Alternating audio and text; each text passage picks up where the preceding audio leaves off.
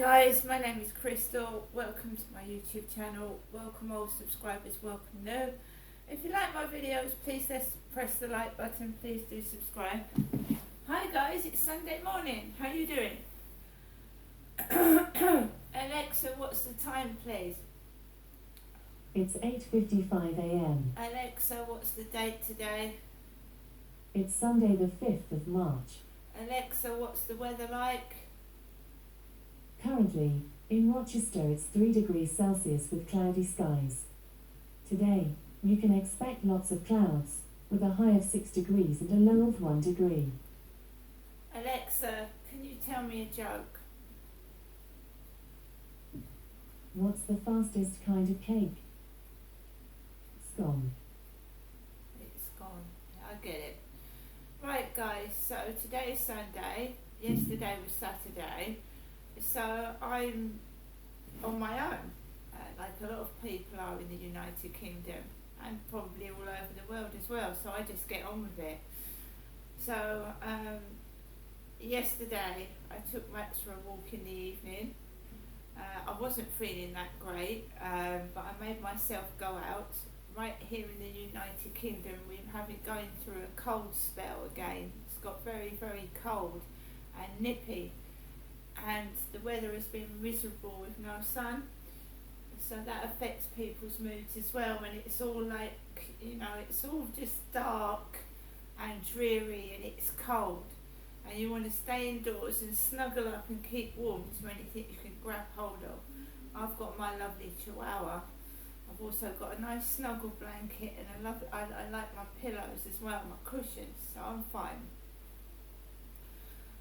So I went out, and I just went out in the dark, obviously about between 7 and 9. Obviously it is dark in the evening at the moment. It should start to get lighter. It amazes me how many people sit out in cold evenings on benches in the freezing cold, because I couldn't do it. I went for a walk last night and it was fairly busy. I just walked around the Rochester Riverside, around the paths, etc. There's a group of girls sat on benches giggling, probably cannabis users. I'm just walking my dog and mind my own business. I'm walking my dog, I just stay away from smoke. So there was a group of girls on a bench giggling. There were several people about yesterday evening. It was surprising. You think they would go out to the pubs or somewhere, but they were just sat on benches yesterday. So I didn't go onto the field. I walked past the co-op and I walked back up. So I walked around and then I walked around back, and I did it the other night as well, and I walked up towards that blue crane. It's really pretty, the blue crane. By the Rochester Riverside. When it's at night time, it's lit up and it looks like a nice blue colour, so I just take Max for a walk by myself and just take it slowly, take it easy. I don't laugh at other people, I don't pick points and make fun of other people. I just get on with what I'm doing, which is walking my dog. Other people don't concern me, and I don't mean that in a nasty way. My immediate family concerns me. If there's something wrong with my immediate family, my phone is always open. But other people don't concern me. What they do with their life is up to them, and what I do with my life is up to me. And I'm a single woman of 54. I've been married, I'm divorced, I've had a couple of relationships that haven't worked out, and now I'm realising that I'm better off by myself. Right? I am better off by myself. I can look after myself, I can buy my own things, I can cook my own dinner, and I can look after myself. Right? Because sometimes if you bring an outside source in, and you've got to know somebody for a while before you invite them into your life. It's more trouble than it's worth. That's what I feel. And the grass isn't always greener on the other side, as I learnt when I was married. Thinking the grass was greener on the other side, and it's not. It's far worse. In my marriage, in a way, I was protected from, I have to deal with some pretty nasty things, and a lot of women do, especially when you're on your own. I have to go to hospital by myself. If I need to go into hospital, it will be by myself. I have to cope by myself. There is nobody there. When there's an angry confrontation outside, I've got to deal with it by myself. I've got to calm that person down by myself. Whereas I used to get angry and want to fight back. Now I've got older, I think, is it worth it shouting at somebody back and yelling and just trying to calm them down and then move on and get on with it? Do you know what I mean? I've grown up. I did used to think, right, you've pushed me, I'm going to push you back, and then it ends in a fight, doesn't it? I don't want that anymore. If someone wants to call me names, fair enough. You're fat, whatever, get on with it. Can I just get on with my way, please? That's how I'm going to deal with things now. As long as I've got enough food to eat, I've got a roof over my head, and I can, heat my flat, then everything's fine, right? Times are hard and everybody's trying to struggle to live. I just want to get on with my life. I don't want to, that's it. Why poke fun and be cruel? Just get on with your life and stop interfering in mine. Right. Good morning, Alexa. Good morning. Good morning, and a happy birthday to Matt Lucas, comedian, presenter, and baked potato fan. Matt Lucas of Little Britain, the lovely, bubbly, bald-headed guy with glasses who did a lot of episodes of Little Britain with David Walliams. And the characters now that are risque, that you can't really do those sorts of characters anymore. Right, Alexa, word of the day. Good morning. Let's hear what the word of the day is. Seditious. Adjective. It means inciting or causing opposition or rebellion against a state or government. It's spelt like this: S-E-D-I-T-I-O-U-S.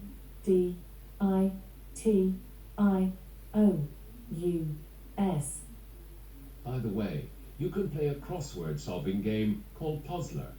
Would you like to give it a try? Yes. Good morning. Welcome back to Puzzler. Would you like to play your daily crossword or hear the high scores? Daily crossword. Let's get into your quick crossword of the day. Male hen. It has 4 letters. Alexa, cock. Wonderful. Feline creatures. First letter. Alexa, cats. You got it. Draw a picture outline on thin paper. First letter. T. 5 letters. Alexa, trace. Cracking stuff. You've completed half of the crossword. Painful muscle tightening. C. Blank. A. Blank blank. It has Alexa, 5 letters. cramp. Here's the next one. Slang term for potato. Blank. P. Blank blank. Alexa, spud. Here's the final clue. Blank. For yourself. Be independent. Blank. E. Blank. D. It has 4 letters. Independent. Alright. So what have we got? For yourself. Independent. A, B, C.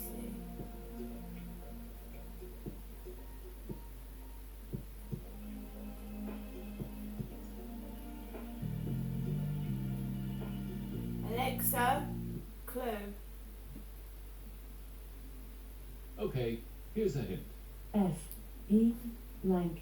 D.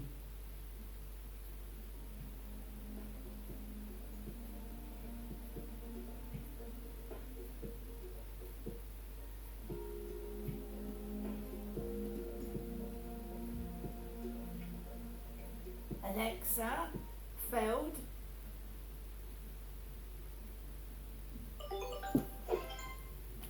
Congratulations, you've completed this puzzle.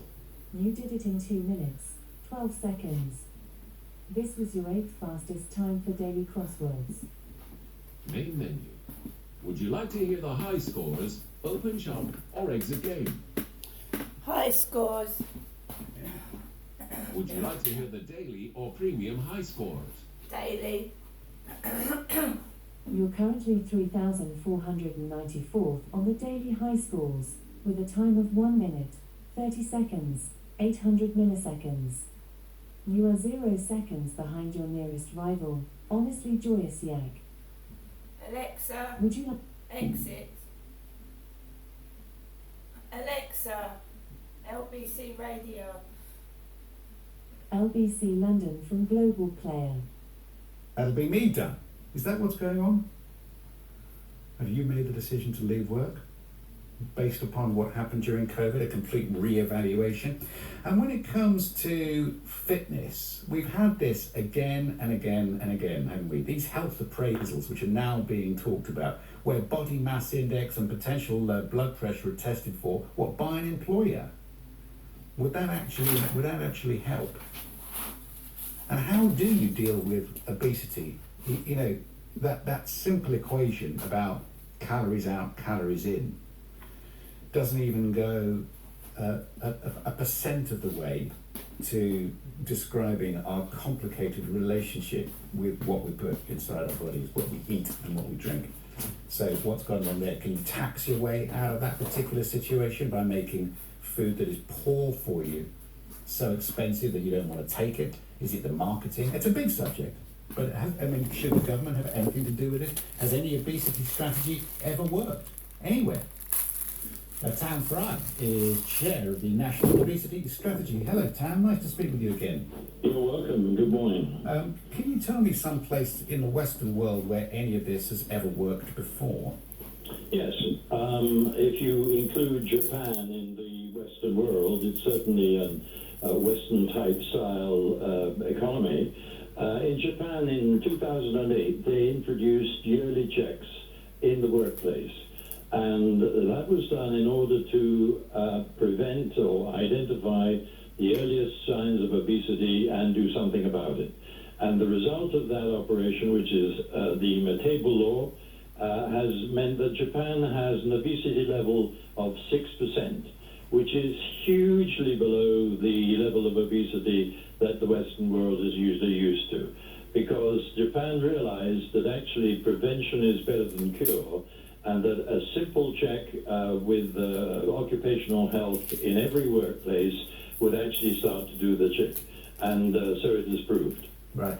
Well, Japan is obviously a slightly different society. The economy may be based upon similar facets, but I used to go there in the 80s, in the early 90s, and people were lean, mean, fit and keen in those days. And then a more Western diet came in, the big Western burger places come, and they changed it. I saw them changing their diet from sushi, raw fish, and just a really healthy food. Far more dairy came in, and I saw them getting bigger.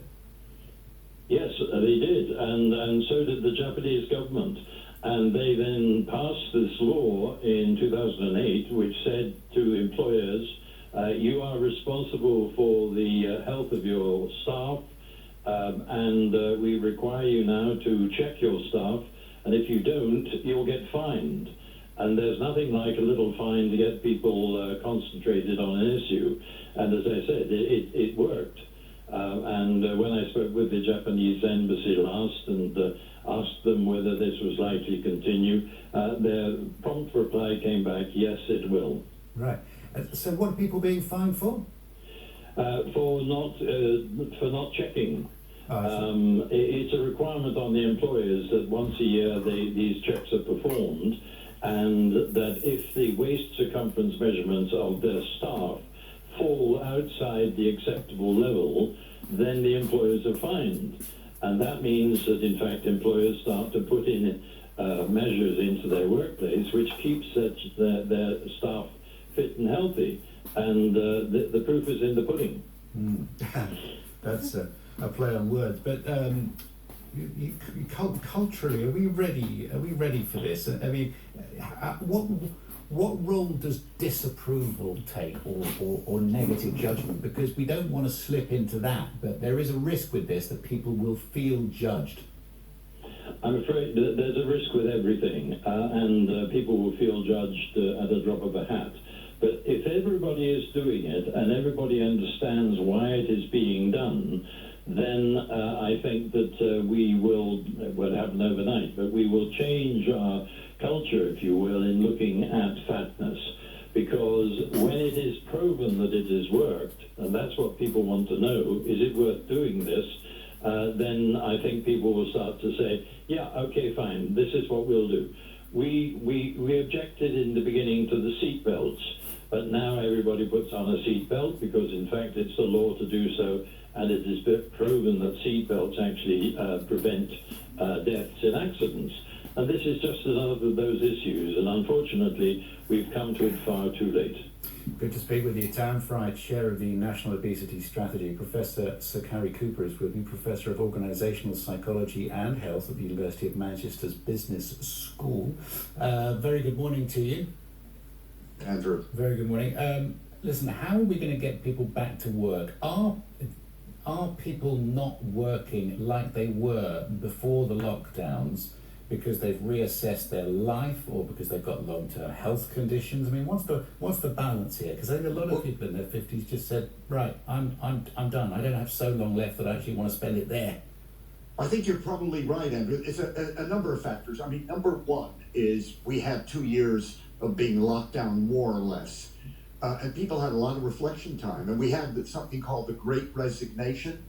That happened during that period, right after the pandemic and the lockdowns, where people just said, you know, I've been reflecting on my job, my life. I want better work-life balance. It's been killing me. It's a pretty stressful job. I'll try to find something else. I'll try to change my life in some regard. So it's part of that. That's part of it. Because we had a long period of time. Had the pandemic lasted a couple months, probably nothing major would have happened in that regard. But that's one aspect of it. I think another aspect of it is we don't recognize that the leading cause of long-term sickness absence in the UK economy is for the common mental disorders of anxiety, depression, and stress. That represents between 55 and 60% of all long-term sickness absence. It's the stressful world we live in. It's the stressful world that we live in, whether we're in at home or at work. It's stressful all round. And lockdown did, it changed my life. I'm sure it changed other people's. I lost my dad during COVID.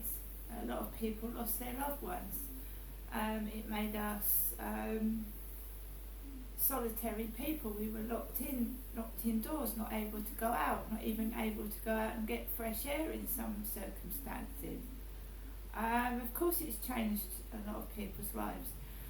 And going on to the fact that cheap food, it's easier to buy cheap food than it is to buy, you know, they make vegetables, salads, fish so expensive to buy, and people buy cheap food. When you're on benefits, when you haven't got a lot of money, you're going to go to cheap food, and cheap food is fattening. Cakes, biscuits, sweets. I know they do look like they are trying to make things smaller, but then some people will buy more of it. If it's smaller, they're buying more of it. So if you've got a small chocolate bar, they'll probably buy 2 or 3 of them instead of 1. So where do you draw the line? And I don't know. You've got to bring the prices of things down a bit, in my opinion.